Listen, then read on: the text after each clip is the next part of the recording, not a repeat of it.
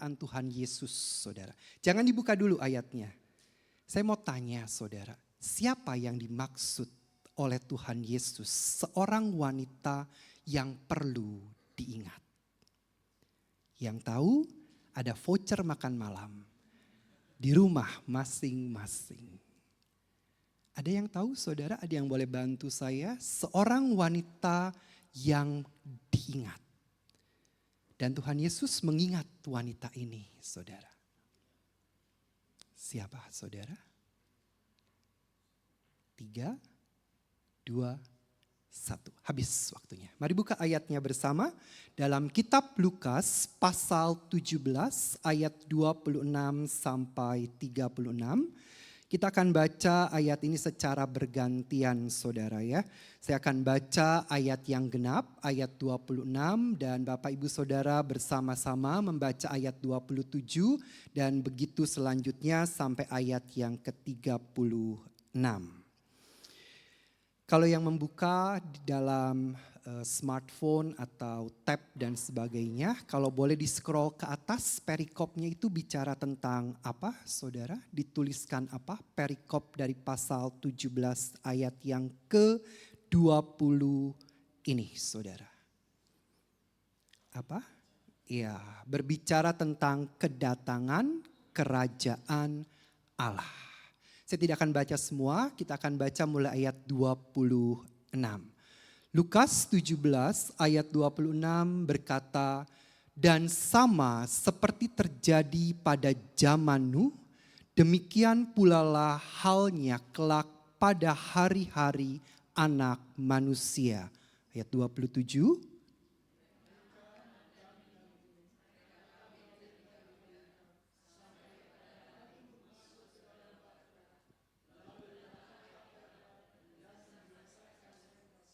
Ayat 28, demikian juga seperti yang terjadi di zaman Lot.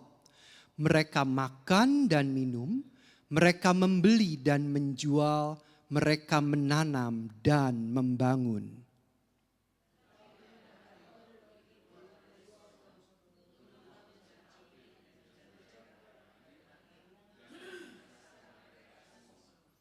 Ayat 30, demikianlah halnya kelak pada hari di mana anak manusia menyatakan dirinya.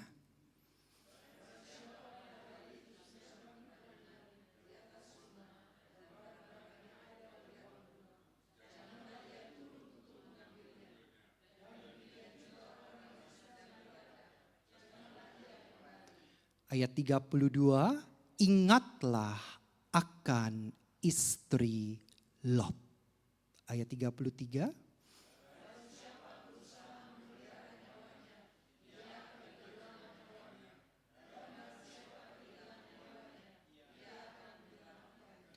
Ayat 34, aku berkata kepadamu, pada malam itu ada 2 orang di atas satu tempat tidur, yang seorang akan dibawa dan yang lain akan ditinggalkan.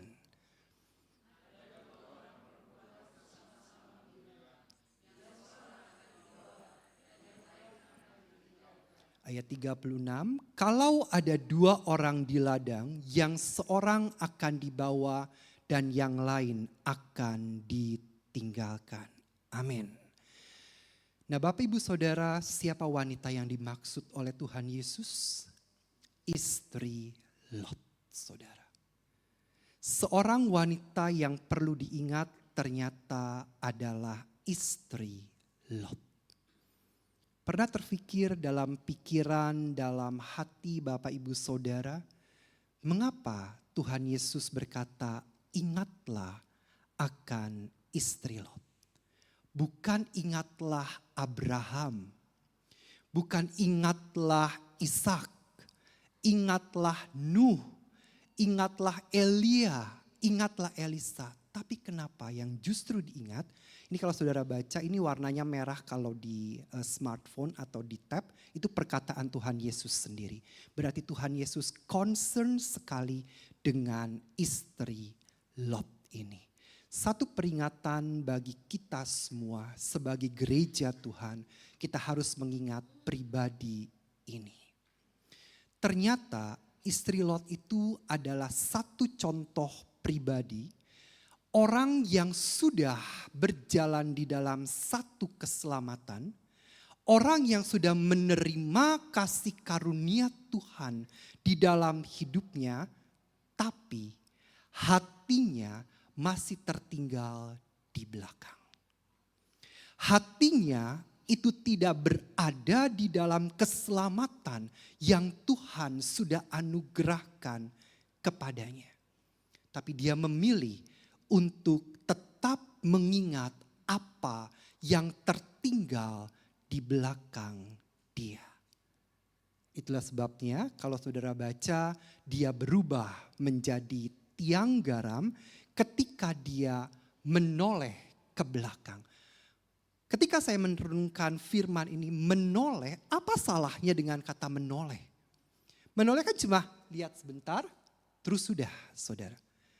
Tidak lama saudara. Tapi di kitab asli, dalam perkataan aslinya, kata menoleh itu punya satu makna yang luar biasa ternyata. Slide selanjutnya. Kejadian pasal 19 ayat 24 sampai 26 dikatakan, kemudian Tuhan menurunkan hujan belerang dan api atas Sodom dan Gomora.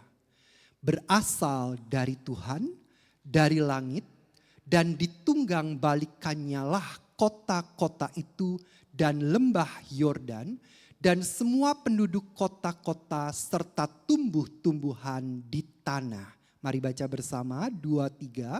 Tetapi istri Lot yang berjalan mengikutinya menoleh lalu menjadi apa saudara?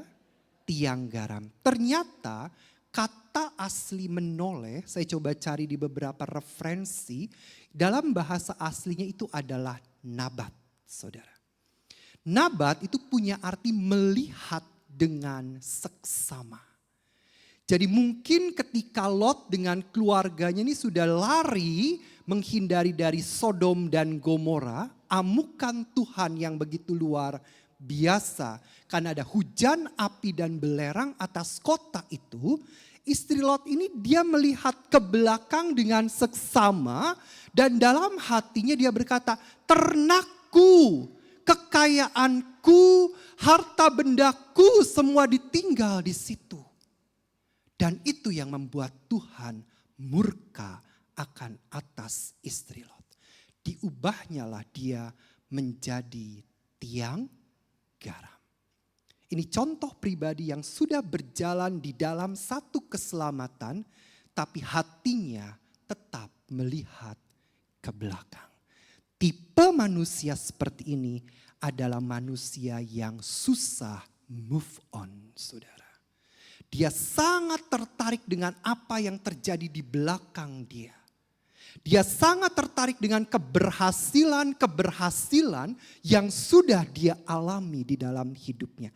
Padahal Tuhan sediakan jauh lebih dari itu kalau dia memandang kepada Tuhan Yesus. Amin, saudara. Hidup kita tidak dikuasai masa lalu. Masa lalu itu merupakan sejarah dalam hidup kita. Hari ini itu adalah gift bagi hidup kita. Dan masa depan itu Tuhan yang pegang bagi hidup kita. Amin, saudara. Jadi kita tidak terfokus kepada apa yang sudah terjadi.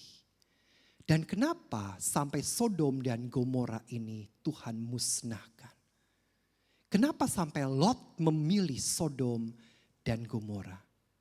Kalau saudara ingat ceritanya, itu ada satu keributan gitu saudara ya, antara Abraham pamannya Lot dengan keponakannya. Nah yang ribut sih sebetulnya gembala-gembala mereka saudara. Kalau saudara baca di kitab Kejadian pasal 13 saudara. Jadi gembala-gembalanya mereka ini ribut karena ternak mereka tuh semakin hari semakin banyak. Hidup mereka tuh semakin hari semakin diberkati saudara. Jadi karena mereka sering ribut dan mereka kerabat, mereka keponakan dan paman. Akhirnya Abraham berkata kepada Lot, nih kamu lihat nih dari lembah Yordan ini, kamu lihat mereka kan berkemah tuh saudara di situ. Kamu lihat nih dari tempat ini, kamu pandang, kalau kamu ke kanan, aku ke kiri, kata Abraham. Abraham nih paman yang luar biasa saudara ya. Dia memberikan kepada yang muda terlebih dahulu. Harusnya yang muda menghormati yang tua. Tapi ini Abraham luar biasa, dia berikan kesempatannya kepada Lot untuk memilih terlebih dahulu. Kalau kamu ke kanan, aku ke kiri. Kalau kamu ke kiri, aku ke kanan. Pokoknya jangan sampai terjadi keributan lagi di antara para gembala kita. Dari tempat mereka berkemah, itu kalau kita lihat di satu situs posisi mereka ada dan kenapa Lot memilih Sodom dan Gomora itu hanya 14 kilometer jaraknya saudara. Kira-kira saudara. Jadi sini Plumbon lah kira-kira gitu saudara. Dan kelihatan oh itu Sodom dan Gomora tuh luar biasa. Kota yang begitu indah, begitu bagus dan begitu menjanjikan mungkin bagi Lot gitu. Jadi daripada yang satunya gersang, mungkin kering, tidak ada apa-apanya, saya pilihlah Sodom dan Gomora. Oke, aku pilih Sodom dan Gomora. Tapi masalahnya Lot tidak tahu penduduk yang hidup di dalam kota Sodom dan Gomora. Seperti apa mereka hidup di dalamnya, Lot tidak tahu. Itulah kesalahan kenapa Lot hanya melihat apa yang nampak dari luar. Dia melihat casingnya saja, saudara. Makanya kata pepatah Jawa berkata, don't judge the book by its cover, saudara. Artinya, lihatlah orang dari tampan atau tidaknya. Bukan saudara ya. Artinya jangan melihat orang dari casingnya saudara. Casing itu penuh dengan tipuan saudara. Dipoles sana, dipoles sini jadi bagus saudara. Dan Lot tidak menyadari kondisi kehidupan masyarakat di kota Sodom dan Gomora. Dan ketika mereka masuk ke dalam kota itu ternyata istri Lot ini sepertinya menikmati saudara. Kehidupan di dalam kota Sodom dan Gomora. Apa buktinya? Dia menoleh ke belakang saudara. Dia tidak mau lepaskan apa yang ada di belakang dia. Padahal kalau saudara perhatikan di ayat 9, di pasal 19 ini Tuhan tuh luar biasa dengan keluarga Lot. Dia tidak mau keluarga Lot binasa. Karena dia keturunan orang benar saudara. Dan saya percaya Tuhan mengutus 2 orang malaikatnya itu untuk memperingatkan. Ayo keluar, aku mau selamatkan engkau dan keluargamu. Bahkan dia beritahukan, kasih tahu 2 calon menantumu itu yang laki-laki. Kasih tahu untuk ikut keluar. Tapi yang 2 ini menghina saudara. Makanya dia binasa. Yang selamat hanya Lot dan anak-anaknya. Bahkan istri Lot pun menjadi tiang garam. Bukti ketidaktaatan saudara. Ada konsekuensi yang harus ditanggung. Ketika kita tidak taat dengan firman, ada satu konsekuensi yang kita tanggung. Setiap orang yang tidak taat kepada firman Allah itu menunjukkan keegoisannya, saudara. Itu menunjukkan bahwa dia sedang mementingkan kepentingannya sendiri. Hanya ada 2 dalam hidup kita, kalau tidak keinginan daging, pasti keinginan roh. Mana yang kita pilih, saudara? Hanya ada 2 pilihan dan kita tidak bisa hidup di antaranya. Setengah keinginan daging dan setengah keinginan roh. Kita tidak bisa hidup di antaranya. Ketika kita tidak taat dengan firman, kita sedang menunjukkan siapa diri saya. Saya bisa tanpa firman. Saya mampu tanpa firman. Saya bisa melangkah tanpa tuntunan Tuhan. Orang ini sedang mementingkan keegoisannya dan dirinya sendiri. Ini yang terjadi dengan istri Lot. Dia memandang rendah perintah Tuhan dan mendahulukan kedagingannya. Dia meremehkan perintah Tuhan. Hati-hati, hanya perkara menoleh, saudara. Jangan menoleh ke belakang. Dia enjoy dengan kehidupan di Sodom dan Gomora. Ada satu konsekuensi yang ditanggung. Berubah menjadi tiang garam. Tiang garam menunjukkan bukti ketidaktaatan, saudara. Apakah hidup kita tidak taat kepada Tuhan atau kita taat dengan Dia? Kita gak bisa di antara taat dan tidak taat. Tidak bisa kita juga di antara kita mau hidup dalam keinginan daging, nanti setengah saya hidup dalam keinginan roh. Senin sampai Sabtu saya hidup sekuler, hari Minggu saya dikuduskan di gereja, keluar dari gereja hidup seperti itu lagi. Tidak, saudara. Tapi kehidupan kita dibangun di atas firman Tuhan. Supaya apa yang menimpa istri Lot tidak terjadi dalam kehidupan kita. Amin, saudara. Tidak ada yang mau jadi tiang garam, betul saudara? Semua mau menerima mahkota kemuliaan. Tidak ada yang mau jadi tiang garam di tempat ini. Satu orang pun tidak ada. Oleh sebab itu saudara, mari jangan remehkan firman. Sekecil apapun, kalau itu firman Tuhan, mari responi dengan baik di dalam kehidupan kita. Kita hidup ada di penghujung dari akhir zaman, saudara. Ini sudah zaman akhir. Kita sudah di penghujung dari akhir zaman. Satu langkah lagi, kalau Tuhan Yesus datang, didapatilah setiap kita sedang ada di dalam pekerjaannya, sedang ada di dalam hadiratnya, sedang ada di dalam ketaatan yang Tuhan inginkan, saudara. Bukan sedang sibuk dengan dunia ini. Amin. Dunia ini berlalu kok, saudara. Apapun yang kita miliki semua akan berlalu. Semua akan ditinggalkan. Enggak dibawa, saudara. Yang dibawa adalah iman dan perbuatan kita, saudara. Itu sebabnya mari ketika ada firman berbicara dalam hidup kita, lakukan itu, responi itu dengan baik dalam hidup kita. Amin, saudara. Supaya tidak ada hukuman Tuhan yang jatuh atas hidup kita. Slide berikutnya, kita akan belajar 3 hal dari istri Lot yang berubah menjadi tiang garam. Kemarin saya bicara tentang fokus di ibadah WBI dan ternyata istri Lot pun adalah satu pribadi yang tidak menjaga fokusnya. Fokus kita pada masa depan, saudara, bukan pada masa lalu. Ya, kata Inul Daratista, masa lalu biarlah masa lalu, saudara. Itu Inul yang bilang.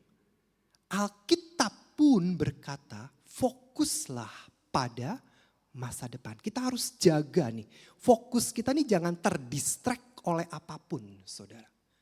Fokus kita jangan sampai terganggu oleh apapun. Kenapa? Ketika fokus kita dengan Tuhan terganggu, saudara, ini jadi geser, saudara. Gesernya 1 mili awalnya. Lama-lama 2 mili, 3, 4, 5, 1 senti, 2 senti, 10 senti, meteran, kilometeran, hilang akhirnya, saudara. Geser fokusnya, saudara. Saudara kalau punya anak, waktu belajar online, sering ngamati enggak, saudara? Yang dibuka apa, terus yang akhirnya dilihat apa. Ya, awalnya nyambi gitu, saudara. Nyambi, oh ya dengerin guru terus main game. Akhirnya gurunya lupa, gamenya yang selesai, saudara. Itu begitu, ceritanya selalu begitu, saudara. Jadi kalau fokus kita tidak dijaga, saudara, itu geser. Sedikit-sedikit geser. Yang menggeser itu kita, saudara, bukan Tuhan. Tuhannya sih gak geser, kitanya yang geser. Sedikit-sedikit geser. Nah ketika istri Lot itu menoleh ke belakang, saudara, itu menunjukkan satu ketidakmampuan sebetulnya. yang sepenuhnya untuk dia bisa lepas dari masa lalunya dia. Nah, hal ini mengingatkan kita bahwa kita perlu fokus dengan masa depan dan tidak terjebak dengan kenangan masa lalu. Saya mau tanya, ada yang mau hidup di bawah 10 tahun yang lalu dibanding sekarang? Ada, saudara? Ada yang berkata gini, dulu 10 tahun yang lalu enak loh hidup saya begini. 20 tahun yang lalu enak loh hidup saya begini. Ada yang mau di bawah hidupnya mundur 20 tahun yang lalu, saudara? Enggak ada, saudara ya. Semua mau hidupnya di bawah maju, saudara. Semua mau orang hidupnya di bawah maju untuk melihat satu kemuliaan Tuhan, saudara. Istri Lot tidak, saudara. Dia tidak mampu untuk melepaskan itu. Ada orang-orang yang tidak mampu untuk melepaskan itu. Karena dia sangat menyenangi gitu, saudara. Masa lalunya tuh begitu luar biasa, saudara. Indah sekali buat dia. Jadi kalau diajak, ayo lari, maju. Enggak, dia berkata tidak. Saya lebih suka dengan masa lalu saya. Orang yang hidup seperti ini, saudara, dia akan kehilangan kesempatan untuk bergerak maju. Ada yang kalau nyetir mobil lihatnya spion terus? Enggak ada. Ada yang nyetir motor lihatnya spion terus. Yang dilihat spion. Enggak windscreen-nya yang dilihat, spion. Nyampe enggak ke tujuan, saudara? Cuma 2 pilihannya. Kalau tidak inna ilahi, ya ada di rumah sakit, saudara. Yang dilihat spion, boleh spion itu membantu kita untuk menjadi tolak ukur kita. Tapi yang dilihat adalah windscreen-nya, saudara. Setiap kita tidak mau hidup di masa lalu, saudara. Kita harus move on untuk hidup menuju satu masa depan yang penuh dengan harapan, saudara.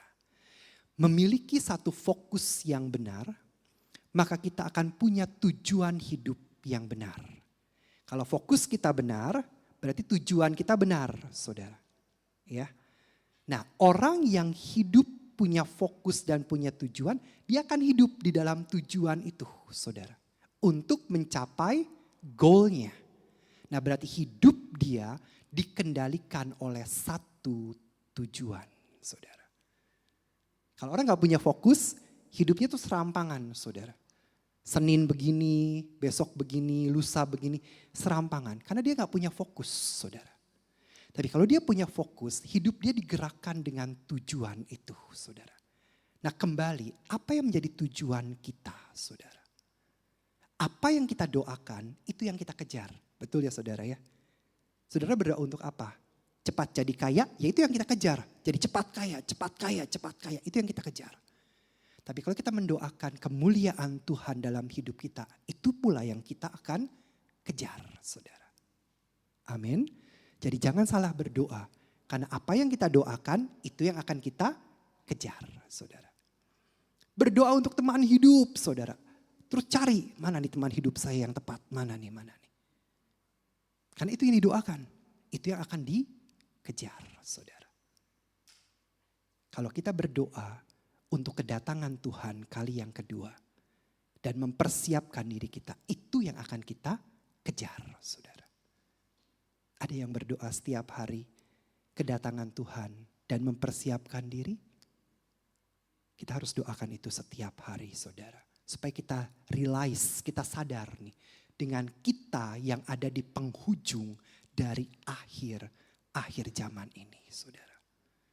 Kalau enggak kita lupa, saudara. Lupa dengan kesibukan kita yang dari Senin sampai Sabtu tuh 24 jam gak cukup. Kalau bisa 29, 28 jam. Senin sampai Minggu, kalau tambahan setelah Minggu tuh ada apa? Sebelum hari Senin. Nah itu karena kita kejar apa yang kita inginkan dalam hidup ini.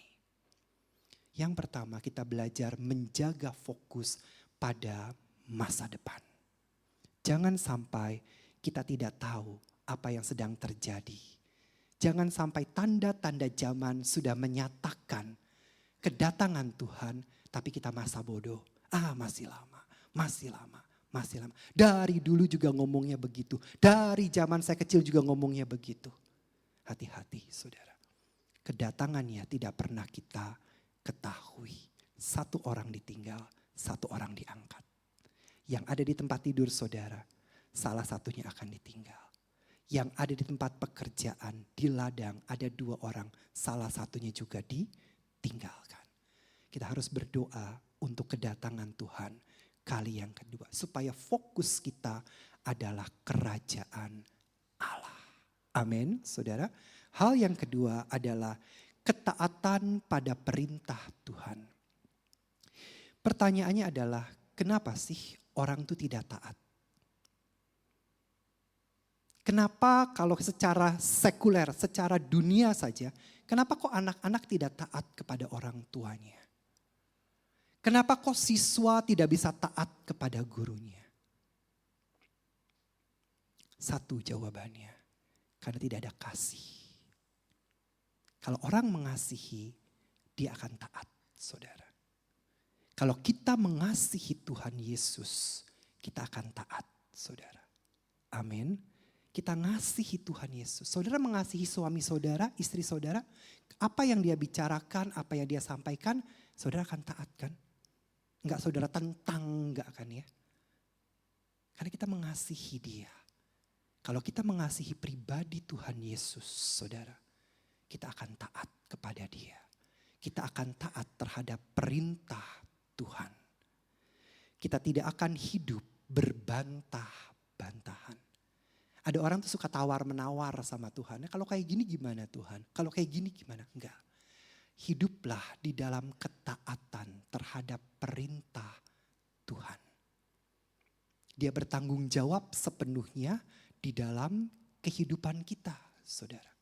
Kalau kita taat, kita akan lihat karya Tuhan itu luar biasa yang akan dinyatakan, saudara. Modalnya taat, tapi ini masalahnya, saudara. Susah untuk kita taat. Sulit untuk kita bisa taat, saudara. Taat kepada Tuhan itu bicara komitmen kita dengan Tuhan, saudara. Apa yang kita komitmenkan dengan Tuhan, itu yang akan kita lakukan dalam hidup ini. Kalau kita bicara tentang ketaatan kepada Tuhan, berarti kita bicara tidak ada kompromi dengan yang namanya dosa, saudara. Ada dosa besar, dosa kecil? Ya gak ada. Semua namanya mau dibolak-balik ya dosa jawabannya, saudara. Bohong demi kebaikan ya dosa, saudara. Ya. Meskipun kadang saya melakukan, saudara. Tapi tetap itu dosa, saudara. Kita kompromi kok dengan itu. It's okay lah, gak apa-apa. Ada satu kesaksian dari seorang pemilik supermarket di Jakarta, saudara. Seluruh supermarket yang saya tahu, saudara, itu menjual rokok. Pasti, saudara ya. Saudara ke Asia ada rokok. Saudara ke Suria ada jual rokok. Satu supermarket ini dia tidak menjual rokok, saudara. Dia anak Tuhan, saudara. Dia pikir, ya sudahlah, seberapapun omset yang ada, dia akan terima, saudara. Karena konsekuensinya, komitmen dia tidak mau jual rokok. Tapi supermarket ini, saudara, berkembang lebih dari apa yang dia pikirkan, lebih dari apa yang dia doakan. Di setiap harinya itu ada doa pagi terlebih dahulu bersama seluruh staf, karyawan dan SPG yang ada di situ, saudara. Dan sepanjang hari itu diputarkan lagu-lagu pujian, saudara. Dan pemilik supermarket ini mengalami omset 3 kali lebih besar daripada supermarket lainnya, saudara. Ada satu ketaatan yang dia lakukan, saudara. Ada perkara besar yang Tuhan kerjakan di dalam kehidupannya. Amin.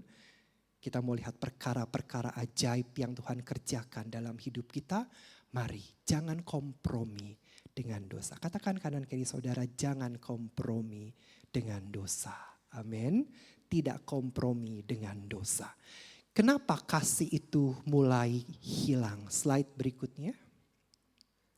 Matius 24 ayat 12 dikatakan Dan karena makin bertambahnya kedurhakaan, maka kasih kebanyakan orang akan menjadi dingin, saudara. Kalau kasihnya udah dingin, masa bodoh. Kalau suami istri kasihnya sudah dingin, mau makan, mau pulang, mau tidur di rumah, mau ada duit, kagak ada duit, terserah kamu. Kasihnya sudah dingin, freeze, saudara, beku, saudara. Gak ada rasa. Nggak ada rasa dengan Tuhan. Datang ke gereja formalitas. Orang Kristen kudu datang ke gereja. Freeze kasihnya. Beku, saudara. Itu yang menjadi kedurhakaan akhirnya, saudara. Mulai tidak percaya dengan firman. Mulai kompromi dengan dosa, saudara. Yohanes 14 ayat 15. Jikalau kamu mengasihi aku, kamu akan menuruti segala perintahku. Dan bagaimana respon kita terhadap perintah Tuhan? Adakah kita tunda nantilah Tuhan, nantilah. Atau kita dengan segera, baik aku lakukan. Aku butuh pimpinan Tuhan, aku butuh tuntunan Tuhan untuk aku melakukan ini bersama-sama kekuatan yang daripada Tuhan Yesus. Amin, saudara. Karena tidak mudah untuk kita masuk dalam kerajaan kekekalan. Yang sulit, saudara, karena kita tidak punya kasih. Kalau sudah tidak punya kasih, semuanya jadi terpaksa, saudara. Saya melayani suami terpaksa lah, sudah kadung kawin. Masa mau cerai udah umur 60 tahun, 70 tahun kan aneh gitu saudara. Kadung, wis lanjut terlanjur gitu saudara ya. Kagok lah gitu. Mungkin didoakan kapan matinya nih istri saya gitu ya. Karena udah gak ada kasih saudara. Semua dilakukan secara terpaksa. Enak gak saudara sesuatu yang dilakukan terpaksa? Gak ada rasa. Ke gereja, kepaksa lah ke gereja. Telponi Pak Gembala, tanyain Pak Pur, WA-in terus, paksa lah sekali-kali nongol. Formalitas, semua yang dilakukan formalitas. Orang gak punya kasih semuanya formalitas, saudara. Ya. Karena semuanya sudah freeze, jangan beku kasih kita kepada Tuhan Yesus. Kejar first love itu dalam hidup kita ketika cinta mula-mula itu ada dalam hidup kita, saudara. Yang terakhir, yang ketiga. Puji Tuhan, sudah yang ketiga, saudara ya. Ketergantungan pada masa lalu.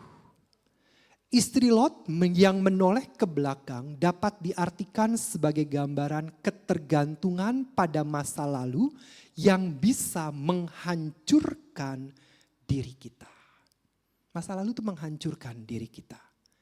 Terkadang kita merasa nyaman di zona nyaman kita. Ada kenangan masa lalu. Tetapi untuk berkembang kita harus meninggalkan itu semua. Dan terima perubahan. Gak bisa kita nyaman saudara. Kita harus terima perubahan. Perubahan itu sesuatu yang tidak enak saudara. Sesuatu yang butuh penyesuaian di sana di sini saudara. Gak enak yang namanya perubahan. Tapi dengan perubahan itu saudara, ada satu masa depan saudara.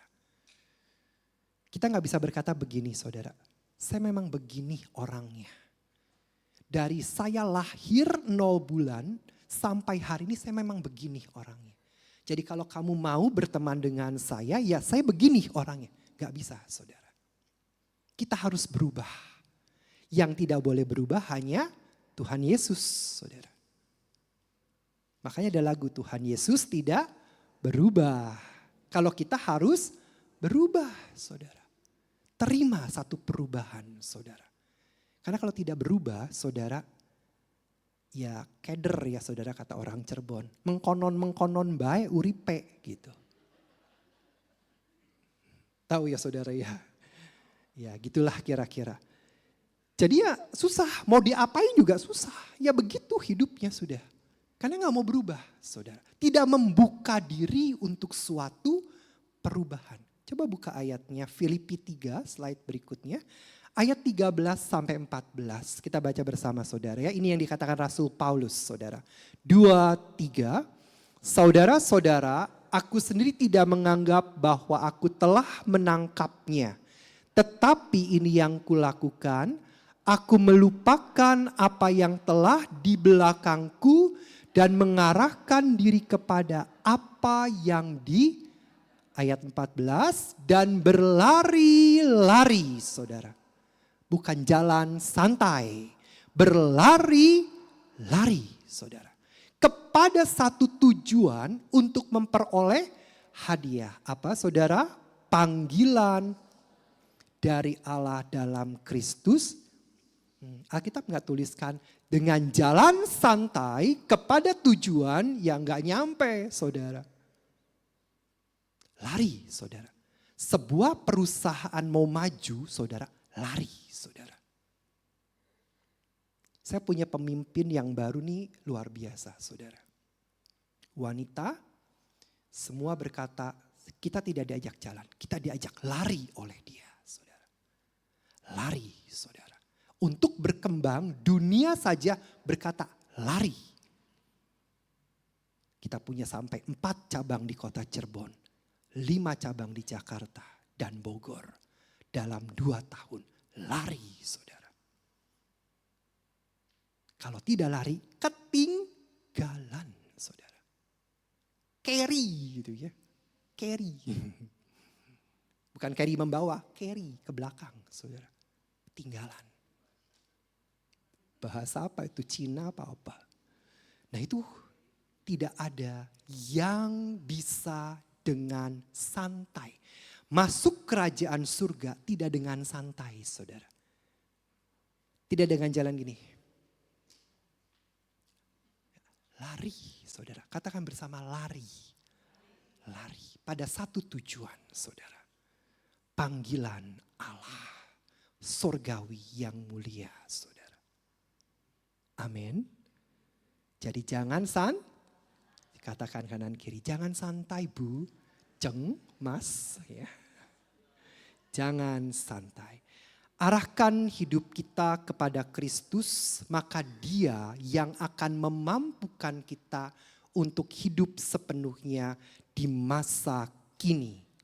Karena kita melupakan semua yang membebani dari masa lalu dan menantikan masa depan dengan penuh keyakinan bersama dengan Kristus. Ayat terakhir berkata, tetapi Yesus berkata, Lukas 9 ayat 62, setiap orang yang siap untuk membajak tetapi menoleh ke belakang, apa Tuhan Yesus katakan? Tidak layak untuk apa? Lemes apa? Iya, tidak layak untuk kerajaan Allah. Siapa yang ngomong? Tuhan Yesus, bukan saya. Jadi kalau kita mau masuk kerajaan Allah, tinggalkan yang di belakang. Kita tidak dapat mengubah masa lalu, tapi kita dapat mengubah masa depan. Perhatikan. Masa lalu tidak berubah, tapi rancangan Tuhan Yesus adalah masa depan yang penuh dengan harapan. Amin. Mari kita bangkit berdiri. Saya mengundang worship leader, pemain musik dan para singer.